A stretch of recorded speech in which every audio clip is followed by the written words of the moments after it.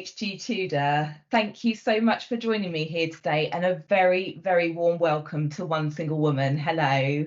Hello, Pippa. Thank you very much for inviting me on. Thank you. Now, I know that you won't mind me saying that you are a diagnosed narcissist and sociopath, and I came across your work a while back, and I was absolutely fascinated by this entire subject. Narcissism is something we hear about, but through your work, I've been able to grasp a much deeper understanding of this personality disorder. And indeed, I've been able to look back over sort of the odd potential near miss within my own life. I wanted to invite you onto my podcast to expose your detailed work to my audience and to potentially help anyone out there who may be dating, in a relationship, or indeed married to a narcissist, and to highlight just how dangerous and detrimental this situation could be, particularly where there are children involved. So HG, could you start by please introducing yourself and giving our audience some background about yourself and your diagnosis? Certainly. Well, first of all, I'm actually a narcissistic psychopath, not sociopath. Sorry. Quite all right. It's diagnosed, although one doesn't receive a diagnosis of psychopath. One uses that term because it's more familiar to people. Mm-hmm. So the correct diagnosis would be antisocial personality disorder, but that's something of a mouthful. So it's easier just to explain that I'm a narcissistic psychopath, which means that I both am narcissistic, I have narcissism, and also with psychopathy. So I'm a hybrid. Right. So what that means in brief terms is that the narcissist needs something called the prime aims, and the psychopath has something called the necessary triad, and I have both of those things. So with the narcissist seeks, usually subconsciously, because most narcissists don't know what they are, the prime aims, which means they need control, they need fuel, they need character traits, and they need residual benefits. Very briefly, those four things. Control, that speaks for itself. Fuel is essentially the emotional response of another individual which has been caused by the narcissist. So as I'm talking to you, and you narrow your eyes as you're seeking to comprehend what I'm saying to you, you're giving me fuel. When you say, thank you for joining me, HG, you're giving me fuel. Yeah. If you shouted at me because I'd hurt you, you'd be giving me fuel. If you make me a cup of tea, you're giving me fuel. If you buy me a nice present, you're giving me fuel. There are lots of different forms of fuel, and this is very important to the narcissist because it's their lifeblood. Character traits, essentially, the narcissist acquires bits and pieces from other people and passes them off as part of themselves. So a quick example of that is a narcissist speaks to somebody who's just returned from Rome. That person talks about how they had their photo taken on the Spanish Steps. They threw a coin in the Trevi Fountain. They went down to see the Colosseum. That narcissist then goes off and talks to somebody else and talks about how they've just returned from Rome and they had their photograph taken on the Spanish Steps. They basically take the experience of the other person and pass it off as their own. And that can be done in relation to lots of different things. Finally, there are residual benefits. Residual benefits are things such as money, pleasure, facade management, access to networks, access to information. So the important thing that people need to understand, and I'll come back to this in due course, is that when the narcissist is interacting with another human being, their interaction is governed purely by the pursuit of one or more of the prime aims. Nothing else. It's all about the prime aims. You think the narcissist loves you, the narcissist doesn't love you. Love, or the belief in love, is the motorway to take the narcissist to get to the prime aims. So by creating the image of loving you, the narcissist controls you. You respond to that demonstration of so-called love. You give fuel to the narcissist. You cook and clean for the narcissist. That's not only fuel, but a residual benefit. You have sex with the narcissist because he apparently loves you. That is a residual benefit because the narcissist has nerve endings too. So the narcissism causes the narcissist to believe that he loves that person to motivate him to pursue the prime aims. That is what every single narcissist requires from their victims. And as I said, I'll expand on that bit more. With the psychopath, you have the necessary triad, which means the necessity of control. So that's the same as the narcissist. Psychopaths don't need fuel. Psychopaths need stimulation. People are stimulants. And the other aspect of the triad is accumulation. Psychopaths like to accumulate wealth, people, Star Wars figures, whatever it might be. So the narcissist goes after the prime aims, the psychopath goes after the necessary triad. Because I'm a hybrid, I go after both. So I need both control, I need fuel, but not as much as a pure narcissist. Right. I seek character traits, but not as extensively as a narcissist. I seek residual benefits. I need stimulation. I get bored very quickly, and I like to accumulate things as well. Those are the drivers in why I behave as I do when it comes to other people. Right. Okay. Now to do all of those things, I manipulate. And to do all of those things, so think of it this way. If I was to go and tell you now to go and live in the ocean, okay, can you swim? Yes. Okay, right. Are you a strong swimmer? Fairly strong swimmer. Fairly strong swimmer, okay. So let's say you could perhaps last an hour or so swimming in the ocean before you'd start to tire and then you'd struggle, okay? So you wouldn't live very long at all in the ocean. Answer, you're not designed to live in it, are you? Because you're a human being. Mm-hmm. But if you're a shark, you're designed to live in the ocean, okay? So in order to allow the narcissist to get the prime aims, the narcissist has evolved with a certain set of behaviors so that the narcissist can get those prime aims more easily. So that means the narcissist has no emotional empathy, but certain narcissists can feign emotional empathy. It's called cognitive empathy. Right, yeah. It means the narcissist is equipped to instinctively, and in some instances in a calculated fashion, manipulate. It means the narcissist it has no conscience, does not experience guilt, doesn't experience happiness or sadness. All of those things are in the same way that a shark has fins and gills, and that it goes through the water quickly and it eats things because that allows it to function most effectively in the ocean. Narcissist has been created with certain things and absent certain things so that the narcissist is able to go after the prime aims effectively. Right. Okay. Thanks, actually. And when you say about the sort of obviously that you can't feel the happiness and the sadness, but Mm-hmm. like you said, there's the cognitive behavior. So this can all be so you're not going to necessarily recognize somebody as a narcissist, are you? Because like you said, you have developed an ability to display these behaviors. It is, I've explained in many of my videos, there are certain things that you can look out for that will help you spot the narcissist, but it takes time to understand that. But basically, the narcissist has learned to varying degrees of success dependent on the type of narcissist they are to fit in. So if you were to meet me for the first time, you wouldn't automatically go, oh, he's a narcissistic psychopath. You're more likely to think, he's a good-looking chap who's fun, who's interesting, and he smells good, and I like what he's wearing, and he makes me laugh. I fit in. Why?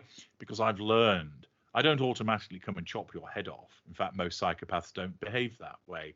And I don't start abusing you. Why? Because you'd run away from me. If I met you in a bar, Pippa, and I said, hello, my name's H.G. Tudor.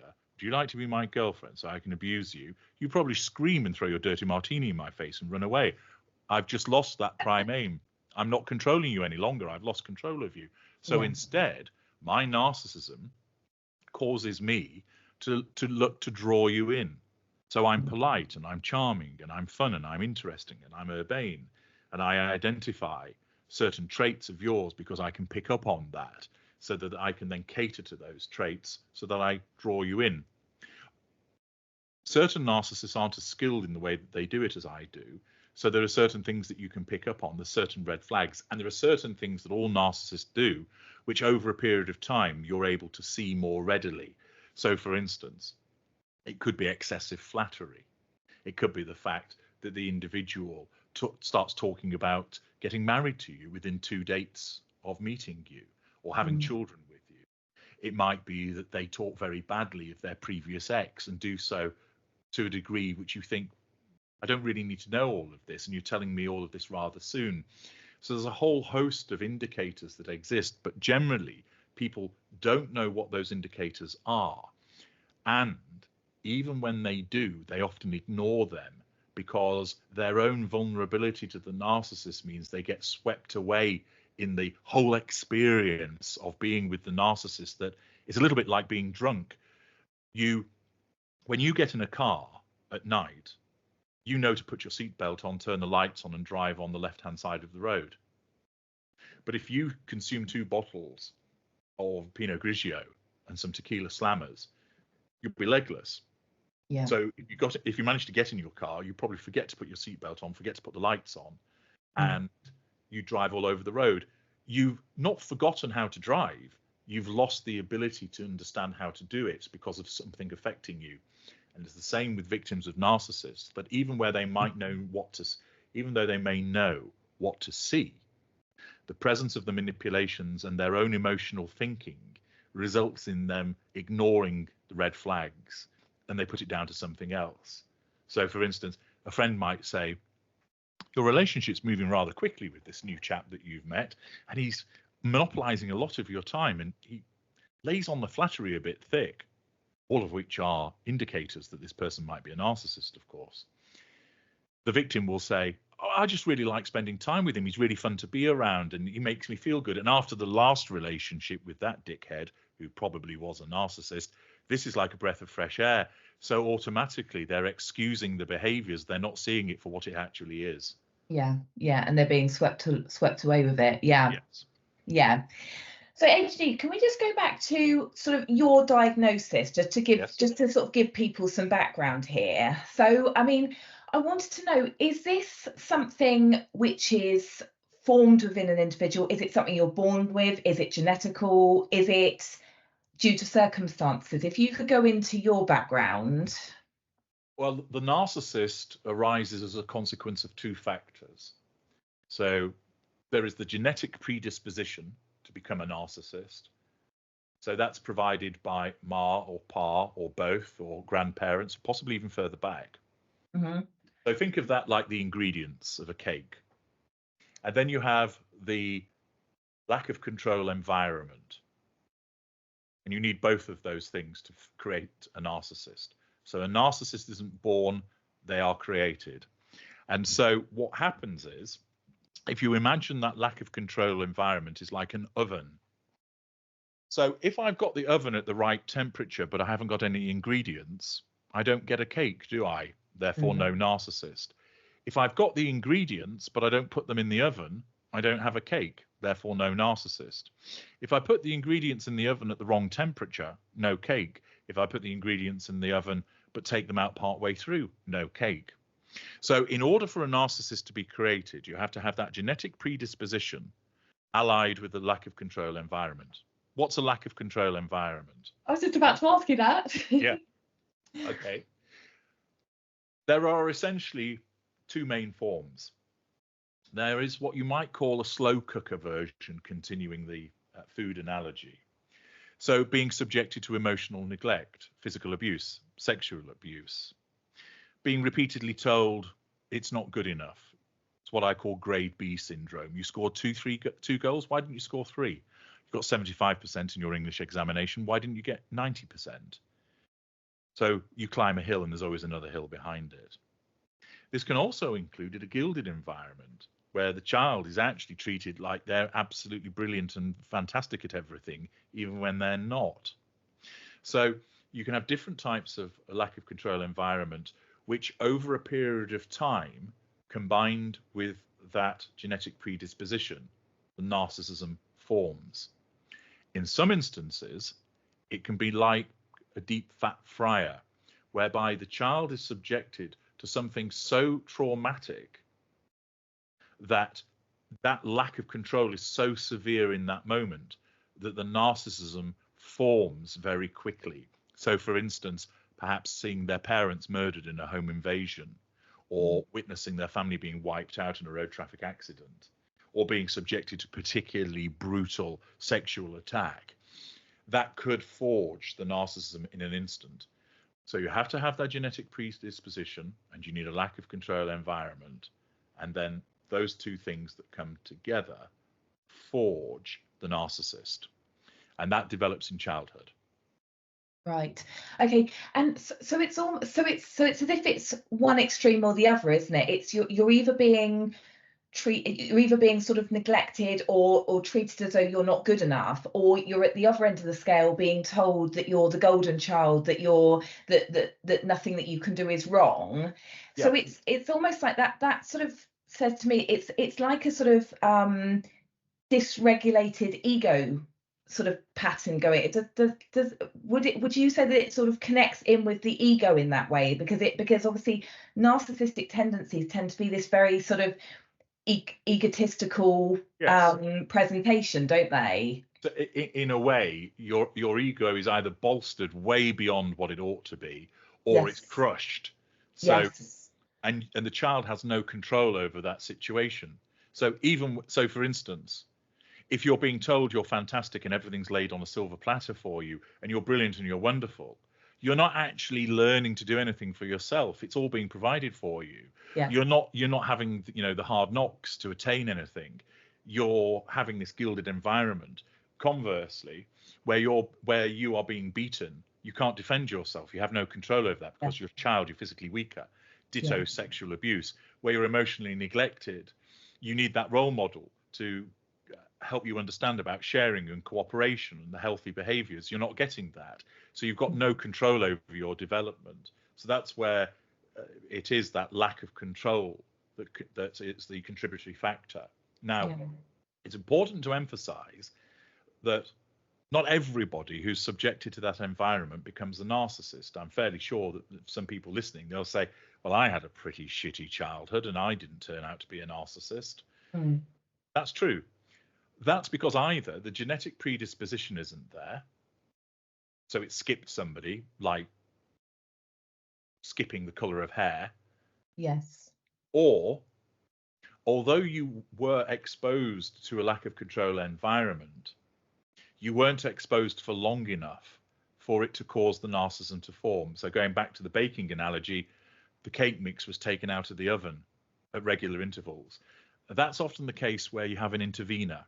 So it might be that the child, although they're subjected to some fairly horrendous behavior from, say, one parent, the other parent protects them, or they spend time with the grandparent, or they spend a lot of time in and around school. And so that, in effect, negates the effect of the narcissist, so it doesn't take hold. So they don't become a narcissist.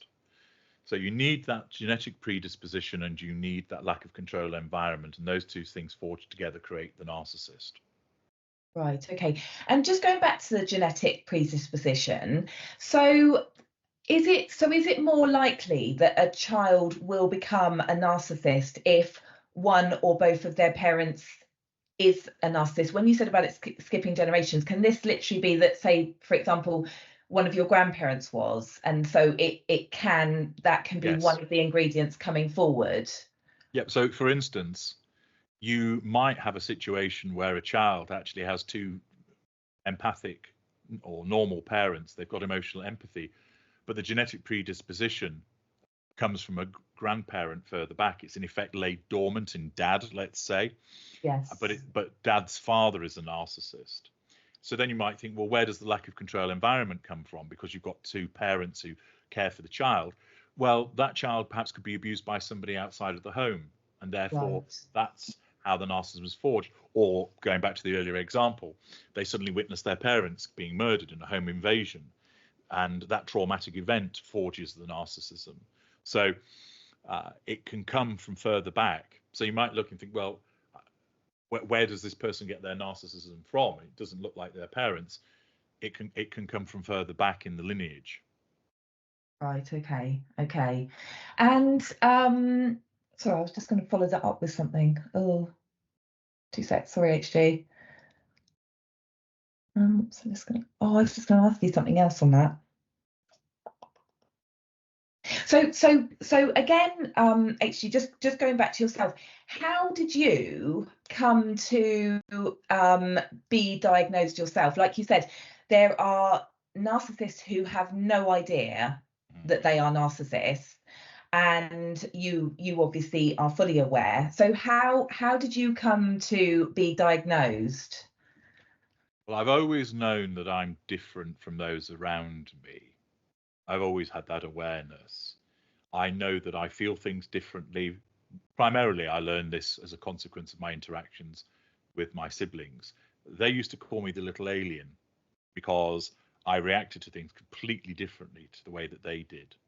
So, for instance, I remember when I saw somebody who I learned later was crying, I asked, why is water leaking from her face? I didn't understand that it was tears. And my sister laughed and explained, oh, she's crying. And I said, what's that? And so she explained. So I've always known that I've been different. I've always known that I've enjoyed, in inverted commas, the reactions of people to the things that I do. I've always known that I've needed a response and a reaction. I've always recognized that I would get bored quickly. I've always had a fascination with fire, for example, and I found the effects of fire stimulating. I've always known that I experienced fearlessness. It showed in the way that I treated other people. I've always realized that I've always seen people essentially as playthings. So I knew that I was different and set apart and superior to other individuals. And it wasn't until I was an adult and that a former girlfriend of mine, who was a psychology graduate, explained to me, she said, I think that you're both psychopath and narcissist. And I said, really, that's interesting. Do tell me more. Because naturally, I'm always interested in hearing about myself. So I let her explain, and I listened, and she did so in a non-judgmental way. And it made sense to me that, yeah, what she's explaining, I could see that in myself. Now, many narcissists they wouldn't accept that because their narcissism wouldn't let them. But my type of narcissism allows me to understand what I am. So when she was explaining it, it was like, so when I was like 10 years old, I didn't know I was a narcissist. I probably never even heard the word. But when I was older, she explained a set of behaviors and what that meant and said, I think you're both narcissist and psychopath, that you're a psychopath with these very high levels of narcissism. And I thought, yeah, that makes sense to me. Of course, I didn't say to her, oh, you're absolutely right, because that would give her power over me. So I simply said, well, that's very interesting. Thank you for sharing that. And I have to be about other things. And I went away and I did some more reading. And the more that I read, the more that it made sense. And then thereafter, as a consequence of machinations with my family, it necessitated me seeing these individuals who I call the good doctors. And then that's where my diagnosis came from, as a consequence of my interactions with them. So I've always known that I've been different, and I've known some of the ways in which I've been different. Then I was afforded knowledge from my former girlfriend as to, she planted, if you will, the seed of suggestion that I was a narcissistic psychopath. And then I had the formal confirmation when I was older. Right, okay. And you mentioned there, HG, about the fact that obviously you knew. So, and you said about your type of narcissism. Yes. So could you go into the various schools and the cadres this is what sort of blew my mind, is how many different types of narcissism there actually, or narcissistic individuals there actually are? Certainly. When I started writing and talking about this subject, one of the things that was very clear to me was that there was a lot of information that was missing, and there were some descriptions that we used which I didn't regard as particularly helpful. So I created my own lexicon to help people understand more readily what's going on. And as part of doing that, I came up with schools and cadres. So I'll deal with the cadres first. Cadres are essentially the preferences of the narcissist. So you have somatic, which means that they're governed by choices which are influenced by material aspects, the way that people look, the way that they look, money, glamour, material items and such like. There is cerebral, which is about the mind. So it's demonstrating the brilliance of the narcissist's mind, the more intellectual pursuits. You have victim, which is a particular type of narcissist that essentially is always looking to be mothered or helped by other people. They often have ailments, they're on medication, they might have issues with impotence and anxiety and such like. And they regularly use those things as a means to get the prime aims. And then there's elite, and that's an amalgam of both somatic and cerebral. So you have the cadres. So every type of narcissist will have a cadre. Largest group is somatic. Those that most narcissists you'll find are somatic in their preference.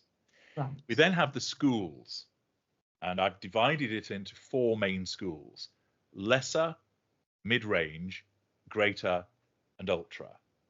The ultra is me, because I'm the only one that provides this insight in this particular form. And therefore all the other narcissists are lesser, mid-range, or greater. Greater narcissists know what they are. They have awareness. They're very rare beasts. The bulk of narcissists on the planet are either lesser or mid-range. And then lesser, mid-range, and greater are broken down into sub-schools. So with lesser, you have lower lesser, middle lesser, upper lesser A, upper lesser B. So very briefly, your lower lesser is your complete deadbeat. Violent, aggressive, there's no facade, there's no charm, completely self-absorbed, self-centered, pouncing off everybody else, uses rudimentary manipulations over people. Middle lesser is like the lower lesser, but might work intermittently, will use some more mid-range behaviors. So they might use more silent treatments and pity plays. Upper lesser, they are often charming and often successful, and they can be very intelligent as well. The upper lesser A is essentially the affable arsehole. So completely superficial individual that runs around bonking everything that he or she meets. Is actually quite good fun to be around, but you just can't rely on them. You need help, they've vanished. It's your birthday, they don't turn up. Upper lesser B is a bullying, bombastic, belligerent individual, bragging about how successful they are. It's their way or the highway. They tell you how it is. They're strong, you're weak. They're big, you're little. So that's a very brief overview of the lessers. My work goes into much more detail. Yes. Mid-range narcissists, this is the group which are probably the harder to spot, because they operate facades, meaning that they project an image to the outside world that makes them easier to fit in with non-narcissists. So lower mid-range, they're sort of like rough diamonds, whereby ostensibly they look like a decent person, but they're like that strip light that flickers on and off, that you get quite repeated glimpses of nasty behavior from them. Middle range A is what I call the overwhelming angel. And this is the person that appears like a real do-gooder, but they interfere, they micromanage, they helicopter around people. And behind the scenes, they're actually quite unpleasant, but they project this image of being a really lovely person to the outside world. Middle range B is a crybaby. The world is against them. It's never their fault. Why is everybody picking on them? I'm a nice person. Nothing ever goes my way. It's all gone wrong. So mid-range has both A and B. They are very passive-aggressive narcissists. They use silent treatments a lot, for example, and pity plays and sympathy symphonies. Upper mid-range, often quite charismatic, call it how it is, but they operate with a facade of superiority, which is actually based on something. So they're the type of individual where you might get a surgeon who will say quite haughtily, I'm the best surgeon in this hospital and you better understand that. But it's actually probably true. But he shouts about it because shouting about it is his way of controlling you. Upper mid-range tend to be pretty successful. They're often pretty intelligent. So you have these different subschools, and within greater you have lower greater, which tends to be politicians and military individuals. Middle greater tends to be entertainers, entrepreneurs. Upper greater tends to be your eminence grise. They're not necessarily famous. They move in the corridors of power, and they're real master puppeteers. Now, all of those groups that I've just very quickly described, because I could go through them and it'd take hours to detail them precisely, all of them use manipulations. Lesser narcissists do so instinctively. Mid-range narcissists do so instinctively. Greater narcissists do so with some instinct, but largely calculated. They think about what they want to do and what will happen next. But lesser and mid-range narcissists, everything they do is governed by instinct, which is why they suffer from collateral consequences. That means their narcissism acts in the moment with the result that it could have a collateral consequence that would later bite them on the bum and be a problem. So a quick example of that is a middle lesser narcissist turns up late for work. His boss says to him, "This is the 4th time this week you've turned up late for work." That threatens that narcissist's need for control, being told that he's late and that he's going to be placed on a disciplinary. His narcissism must nullify that threat to control.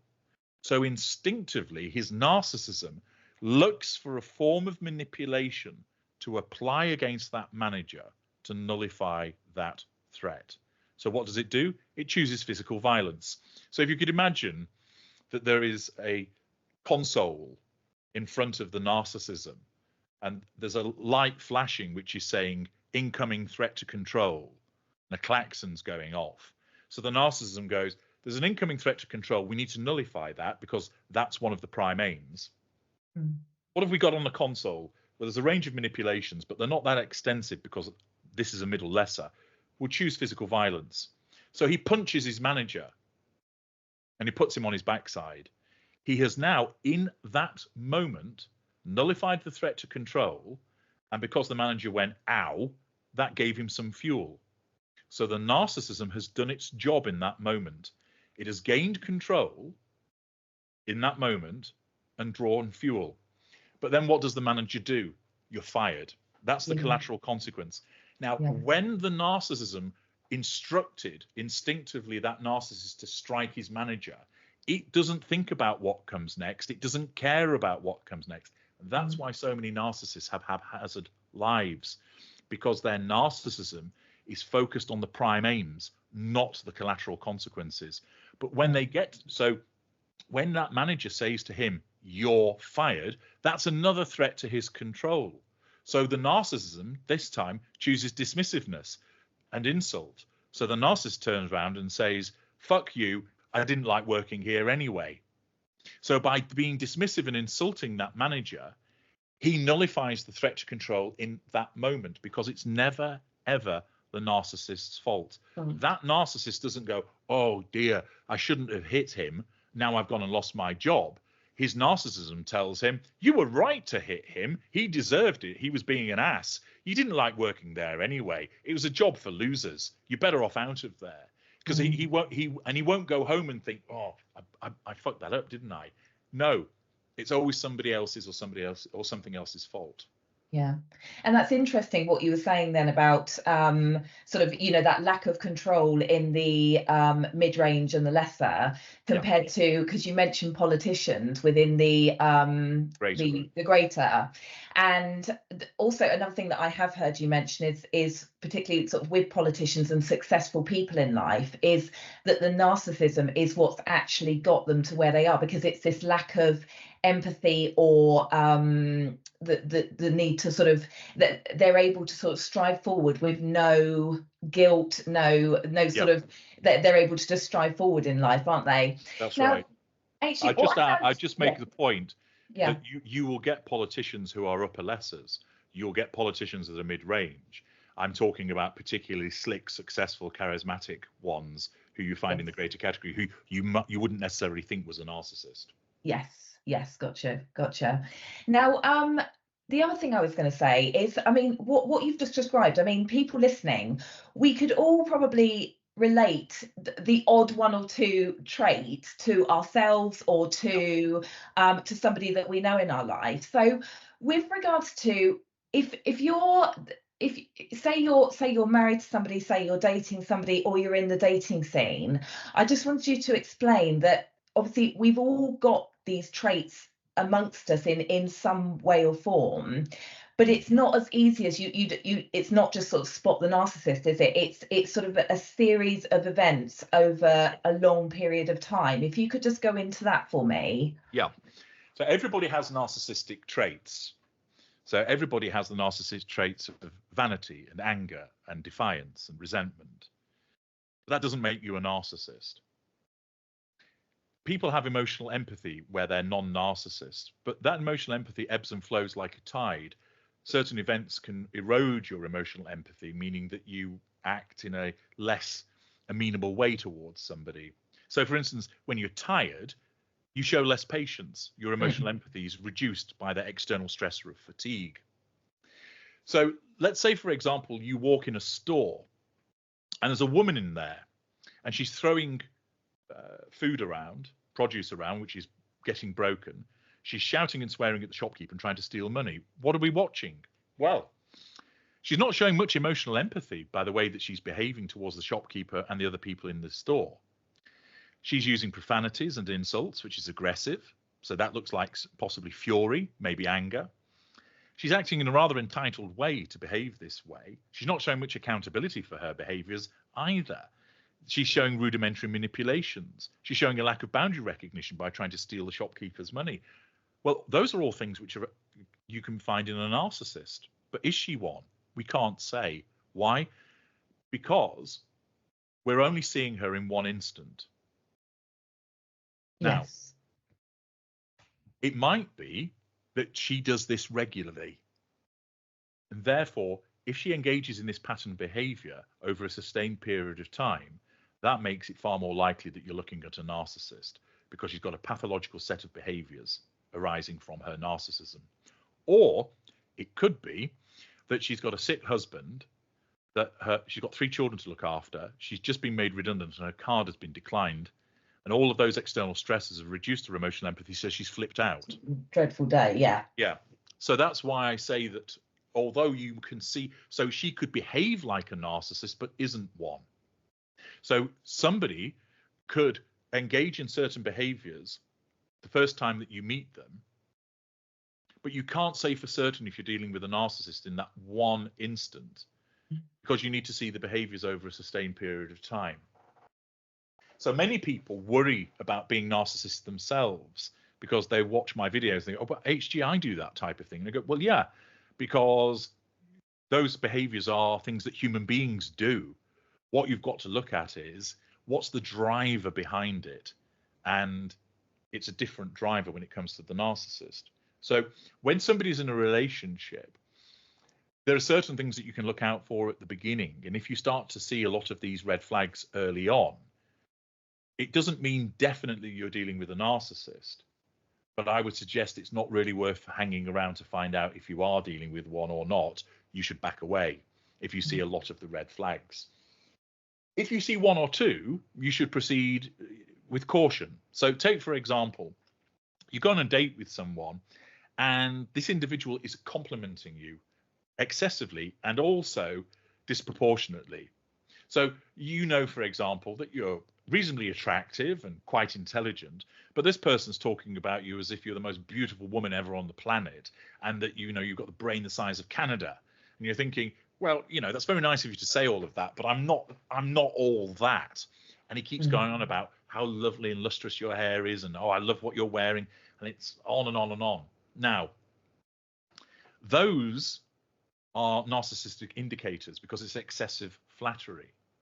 And a narcissist, certain types of narcissists would behave that way.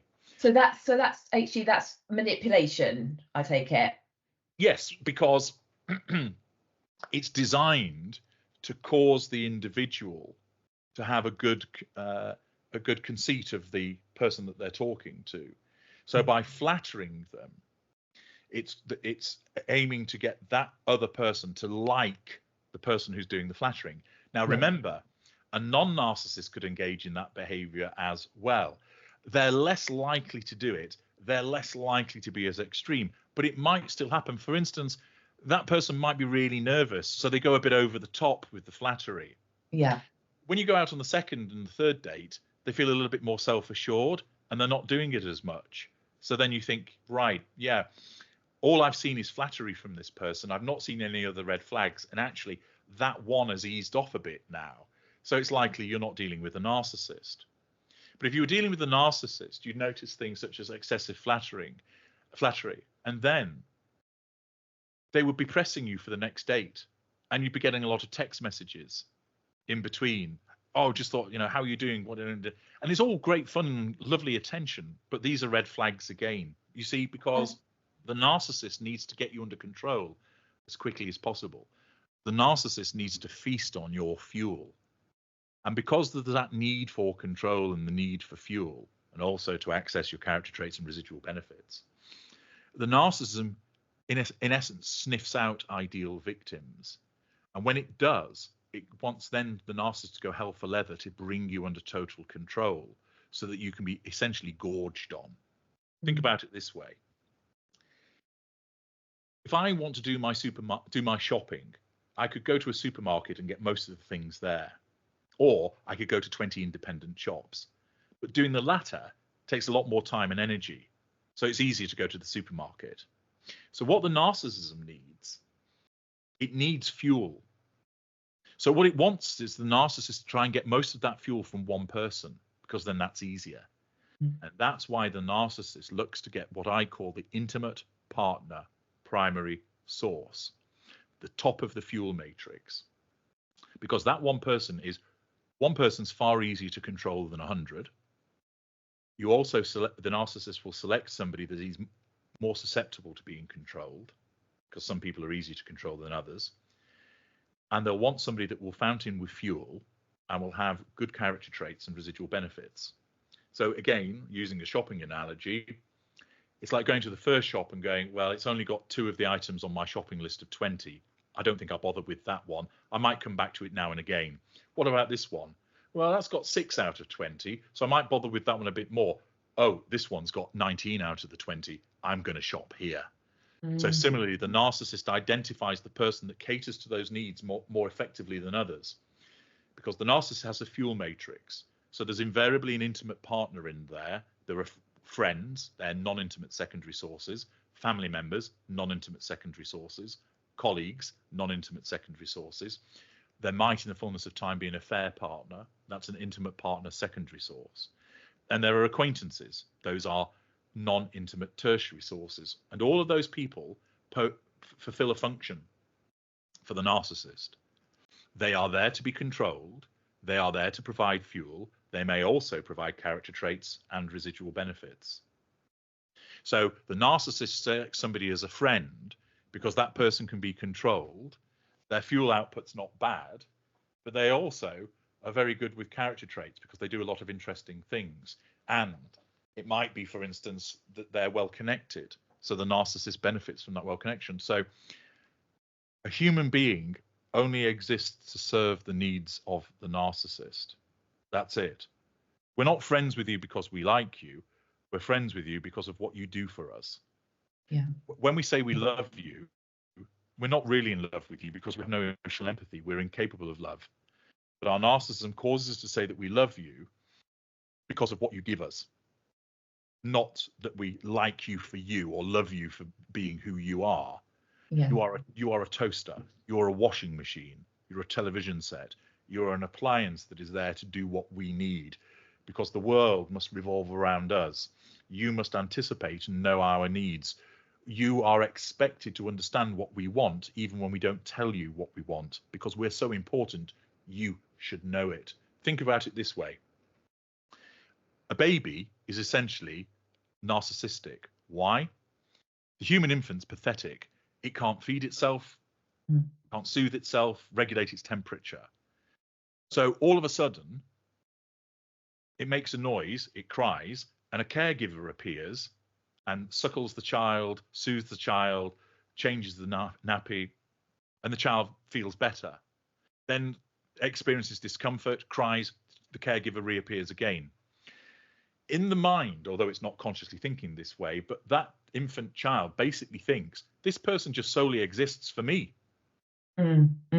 That's the mindset of the narcissist.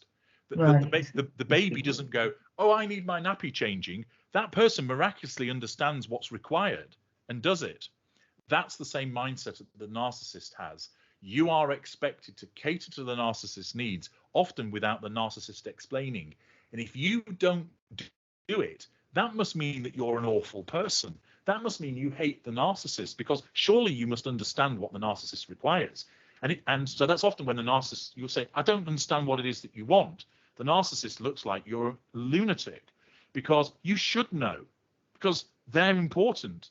Yeah. And to you, that's a really odd mindset. How can I know what you want if you don't tell me? But in the world of the narcissist, that's the prevailing mindset.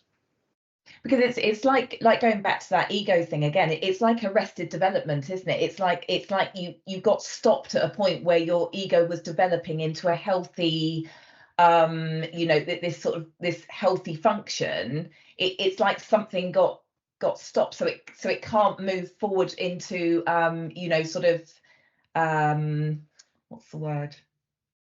Sort of negotiating, the outside world with what you need, and other people's emotions with what you need. There's just no give and take there, is there? That's right.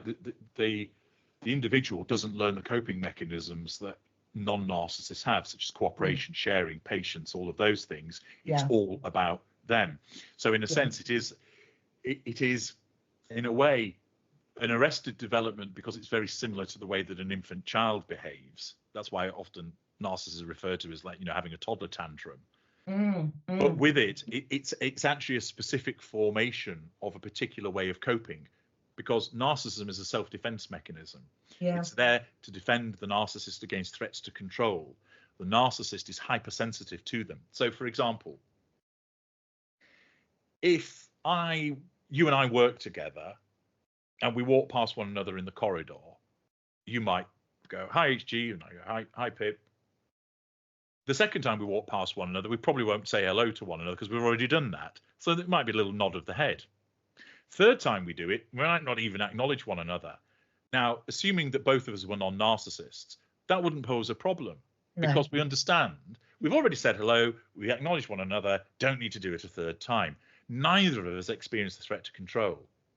But a narcissist doing that, if you didn't acknowledge the narcissist, you've just threatened his need for control. Because you should, because he's special and important. And the fact, even though you've not purposefully ignored him, it's just there's no necessity of acknowledgement because of the two earlier interactions. But he's hypersensitive to that need for control. From your perspective, the accepted norm is, I don't need to acknowledge them the third time. That's fine. You don't get worked up about it. The narcissist, that's an affront to the narcissist, threat to control. Somebody forgets your birthday, you might be a little bit upset. You probably would think, oh, maybe there's something going on in their lives that meant that they've not remembered. It's no biggie. The narcissist has a meltdown over it. How dare you forget my birthday? Because of the black and white thinking. The narcissist doesn't think, oh, could there be a reasonable explanation as to why they've forgotten? It's immediately, that person is Satan because they've forgotten my birthday. Because that's the mindset of the narcissism. Because they're hypersensitive to control, the narcissism has to find a way of motivating that narcissist to respond strongly, effectively, and quickly to the threat to control. So whereas you aren't bothered by it, the narcissist has to be bothered by it and respond accordingly to nullify the threat to control. Wow. It's incredible. It's incredible. Just going back, HG, to when you were talking about the intimate partner primary source. Yes. Now that tends to be like the ideal situation for the narcissist is for that person to be an empath. Can you go into the sort of the personality structure of sort of empath this end and narcissism this end, and just explain why these two extreme ends tend to attract each other, because it's not just empaths can be attracted to narcissists, can't they? Or they sort of tend to be attracted towards them. Can you just go into that for me? Certainly. So to help people understand about narcissism, I break people's personalities down into 4 broad groups. So you have empathic people, the empaths. You have normal people, the largest group on the planet. Narcissistic people who aren't narcissists, and narcissists. That's for the purpose of understanding narcissism. And the psychopaths would also be in a grouping alongside the narcissist. Now, the empathic person has emotional empathy, and they have it by the bucket load. So what that means is their day-to-day conduct is regulated by their emotional empathy. So they act with decency, compassion, moral compass. They have a strong moral compass. Doesn't mean that they're a saint. They make mistakes. They can have affairs. They can hit people. They're not saints. But they have emotional empathy. And they are guided by this emotional empathy instinctively. It basically colors the way that they behave. So they wouldn't instinctively walk in somebody's house. They recognize the boundary. They knock on the door. They don't walk up to the door and go, oh, hang on, I'm about to enter somebody's house. I better knock before I go in. They do it instinctively because their emotional empathy causes them to have consideration for that person and recognize the boundary. Now, empathic people have an addiction to narcissists. And that means that they're drawn to the narcissist. Because of this, that makes them an ideal target for the narcissist. So you have this symbiotic relationship whereby the narcissist instinctively, or with an aware narcissist in a calculated fashion, will seek out an empathic victim. I mentioned earlier about the prime aims. The prime aims can be satisfied by any of those 4 groupings. So a narcissist can ensnare another narcissist, or a narcissistic person, or a normal. But those relationships are met with more problems or not as great a gains as the relationship with an empath. So imagine it's like a meal. So the narcissist dines on the narcissist meal. That was moderately satisfying. The narcissistic one was okay. The normal one, I'm still hungry. The empath package. Yum, yum, yum, yum, yum. Plenty to feast on there. And that's because the empath is the easiest of those groupings to ensnare and the easiest to keep ensnared because of their addiction. That addiction keeps them locked into the relationship with the narcissist. So they'll know that they're being mistreated, but they want to stay because they want to fix it. They want to heal the relationship. They want to get to the truth of what's going on. Why is this person doing what they're doing? It started out brilliantly and then it's all gone wrong. I want to get back to the brilliant start, which I call the golden period. Rather than going, this person's abusing me, balls to that, I'm out of here, they stay because they're thinking, well, it was once good, so I can get it back to being good again. We just need to work through, solve the problems. Why have they suddenly started mistreating me? I need to understand, is it something I've done? Or is it something else that's causing the problem? They're a troubled individual. I want to help them. I want to fix them. I know he's had a troubled childhood. That's causing his behaviors. There's maybe something I can do. And all of this is driven by something called emotional thinking, which essentially is decision making that's not based on logic. So if somebody's abusing you, the logical response is go away from them, have nothing more to do with them. That's thinking with logic. But instead, the emotional thinking gets in first, driven by the addiction, and causes the empath to stay locked in the relationship with the narcissist. The narcissist, similarly, wants to keep hold of the empath because the empath, being easier to control and likely provides more fuel and will have also those character traits and residual benefits, makes life easier for the narcissist. Thus, they do the dance together. Yeah, it's incredible. It's like a never-ending vicious circle, isn't it? Well, that's right, because the narcissist will be attracted to the empath and the empath is attracted to the narcissist. But invariably, when it's the intimate partner primary source, the relationship will turn to devaluation. That always happens. There's no way of avoiding it. It will always happen. And rather than walking away at that point, The empath stays to try and fix it, or whatever it is that they're trying to achieve, driven by their emotional thinking.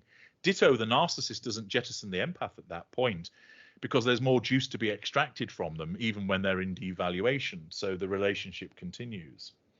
So the narcissist draws that person in, and what the narcissist will do is basically mirror yourself back at you. So we often talk about looking for your other half. And in a sense, it's true, because you will be looking for someone of a similar level of physical attraction to you, similar level of intelligence, moral outlook, interests. You're not looking for a facsimile of yourself. You're looking for that similarity. So what does the narcissist do? They mirror the things that matter to you back at you. And therefore, and this is where there's an irony about it, you end up falling in love with yourself, in effect, because you're being mirrored back the very things that matter to you. So the narcissist creates this artifice which causes you to fall all the harder and deeper, because you're falling for the things that really, really matter to you. And the narcissist instinctively, or through calculation, mirrors those things back at you, which entraps you all the easier. My gosh, it's such a vicious circle, such a vicious circle, and this is why so many people get into problems in this situation. And with that, HD, so I'm just a bit conscious of time. So if somebody is listening and they feel that they may well be within this situation, they might be in a relationship, dating, even married to a narcissist, what would your advice be? I know that obviously we'll talk about your website and your narc detector, but in sort of the very first instance, especially if there's children involved, what would be the first thing that people need to be aware of and to do? If you suspect that the person that you're dealing with is a narcissist, and what you're more likely to recognize is they're abusing you in some way. So if you suspect that you're being abused, whether that's somebody beating you up, taking your money, cheating on you, not listening to you repeatedly, putting you down, there's a whole list of different behaviors that constitute abuse. If you believe that that's what's happening, you probably are with a narcissist, but it's important for you to make that determination. You need to establish, what am I dealing with? Because then you can make an informed decision as to what you do next. Because non-narcissists can cause problems as well. And if you're dealing with a non-narcissist, it actually opens up more avenues towards resolution. Therefore, you need to find out, what am I dealing with? You need to establish that you're dealing with a narcissist. And that's why I offer the narc detector for people to come along, answer the questionnaire, and I use my expertise to tell them, this is what you're dealing with, yes or no, and the reasons why. When you've established that you're dealing with a narcissist, you then need to obey the first golden rule of freedom, which is, once you know, you go. You get out and you stay out. For some people, that's relatively straightforward. End the relationship. You've got no shared money. There are no children. You don't live together. The relationship's ended. You don't even tell the narcissist that's what you've done. You make it so the narcissist can't contact you. You implement a total no contact regime, in which I cover in my book, No Contact. In some instances, you might have to do some preparatory work before you depart. You may have to find somewhere to live. You may have to sort out your finances. You may have to go and see a lawyer. But the point is, find out what you're dealing with, and then you can make an informed decision about what you do next in terms of protecting yourself and those around you. And the counsel of perfection is, you get away from the narcissist and you stay away from the narcissist.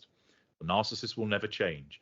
You can't manage a narcissist, because the narcissist is inherently designed not to be managed.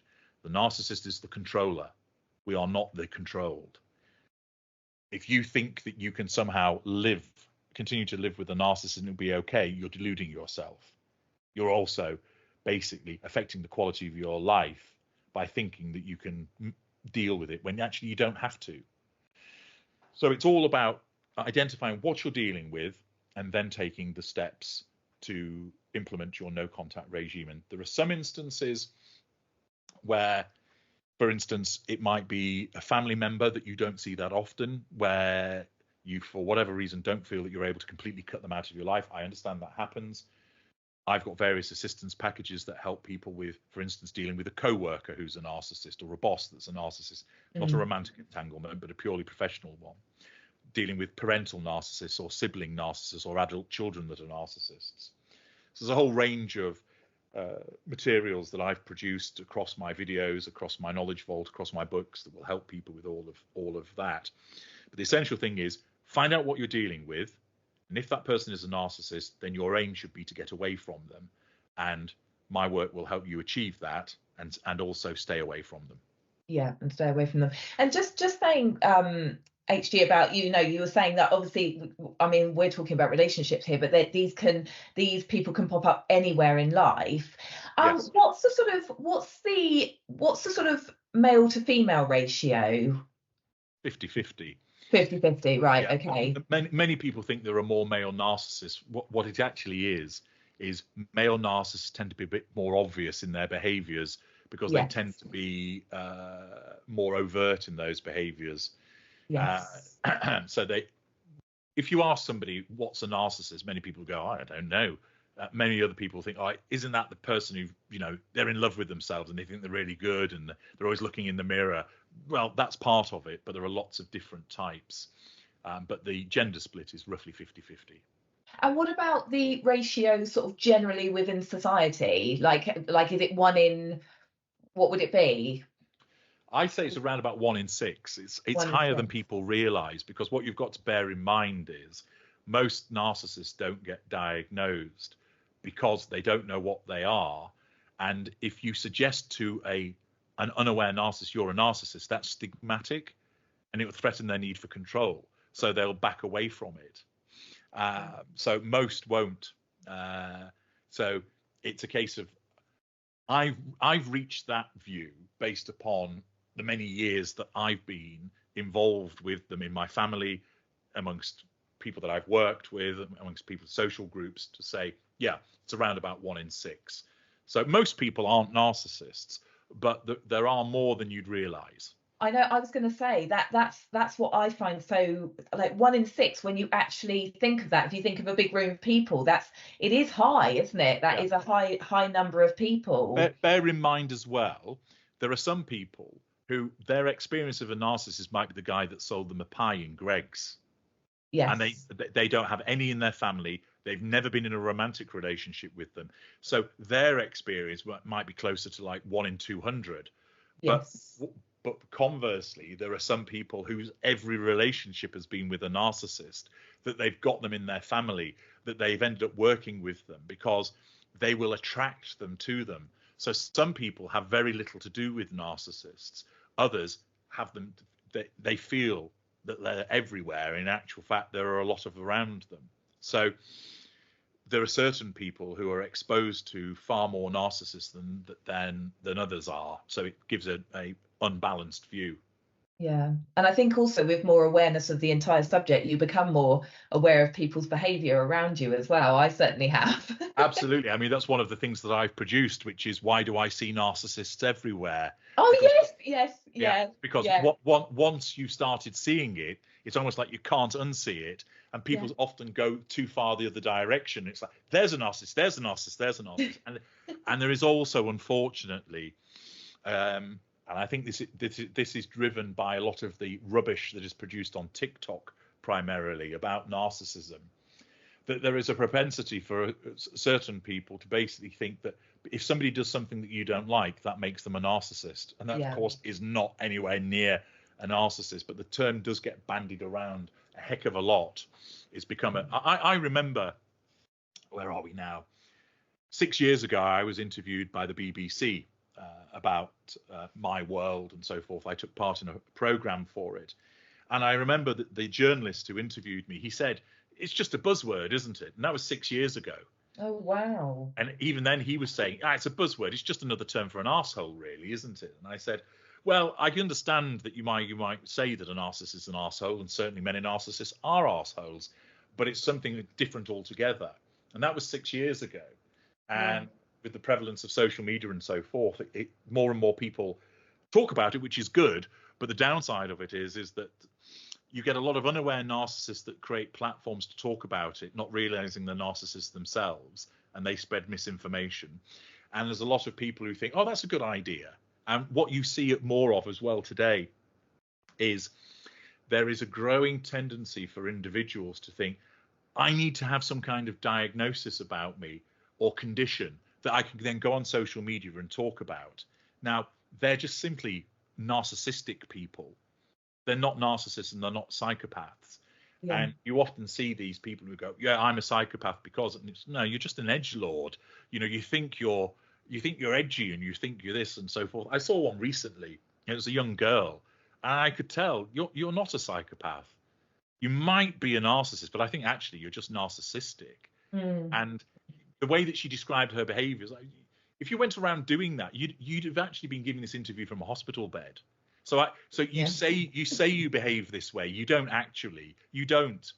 You're just talking about it.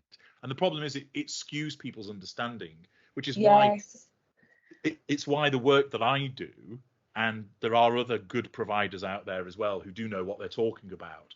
It's more important that people access that kind of work, heavyweight material, from people who are established, rather than these Johnny and Janie come latelys who pop up on TikTok, go, hey, here's 5 ways you can spot a narcissist by the shape of his eyebrows, you know, that kind of thing. It's like, well, that's a crock of shite. I can't see your eyebrows.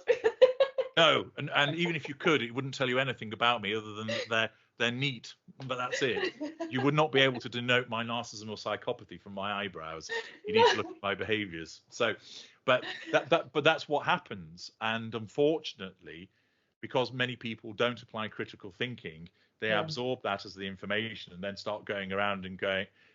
I often debunk these things where I give it the Tudor treatment, where I will say, you know, the one word that'll shut down a narcissist forever. There's no such word.